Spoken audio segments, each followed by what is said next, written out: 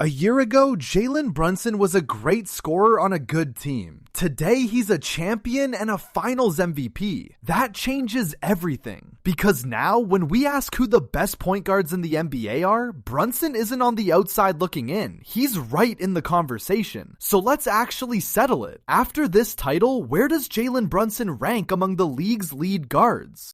Here's the plan. First, the resume that just changed Brunson's standing. Then, the two titans at the position. The guys putting up monster numbers. Then, the rest of the field. And finally, the honest verdict on exactly where Brunson lands. Every stat is verified, the rankings are my opinion. Let's start with what he just did. This is Game is Culture. If you like player rankings backed by real numbers and not just vibes, hit subscribe. We're chasing 1,000, it's free, and it helps a ton. Now Brunson's resume. The resume that changed everything. Start with the season. Brunson averaged 26 points and nearly 7 assists on efficient shooting, 58% true shooting across 74 games. Then he raised it in the playoffs, leading the entire postseason in scoring at over 28 a night. And in the finals, he averaged almost 33, won the title, and took home finals MVP. That is a complete championship-level season. And the ring is the part that moves the needle. We rank point guards on more than stats. We rank them on impact, on winning, on rising to the moment. Brunson just did the single hardest thing in the sport, and he was the best player doing it. You cannot have a serious top guards list anymore without his name near the top. He earned that.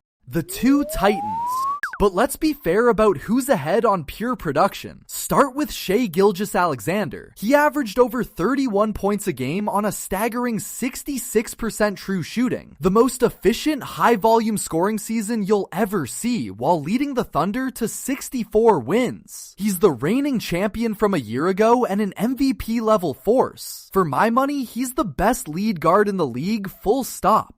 Then there's Luka Doncic, 33.5 points, nearly 8 rebounds, and 8 assists a night, the most complete offensive engine in basketball. As a pure stat generator, nobody at the position touches him. The catch? His Lakers were swept in the first round, and the defensive questions are real. Monster numbers, but his team flamed out when it mattered. That's the gap Brunson just closed. So on raw production, both Shai and Luka outscore Brunson. That's just true, and I'm not going to pretend otherwise. But basketball isn't a stat sheet contest. Shai's numbers came with a title last year. Luka's came with a first-round sweep this year. Brunson scored a little less, but he's the one who finished the season holding the trophy. Context matters as much as the box score.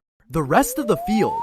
Round out the picture. Stephen Curry still averaged nearly 27 a game, an all-time great and 4-time champion, but his Warriors missed the playoffs and father time is finally a factor. And the rising challenger is Cade Cunningham, 24 points and almost 10 assists a night, who led Detroit to 60 wins and the top seed in the East. The position is deep, but those are the names in the tier with Brunson. Where Brunson fits.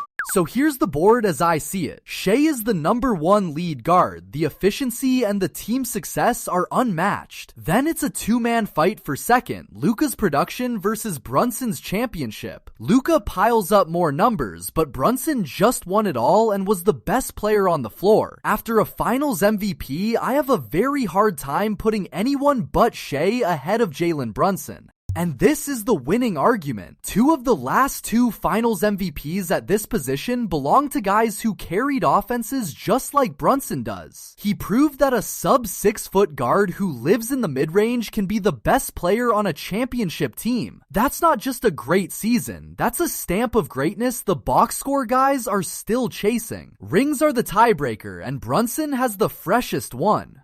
Put a number on it. Before this year, Brunson was probably a fringe top 5 point guard, great scorer, unproven in the biggest moment. After a scoring title in the playoffs, a finals MVP, and a championship, he vaults into the clear top 3 at the position with a legitimate case for second. That's one of the biggest single season jumps in stock any star made this year.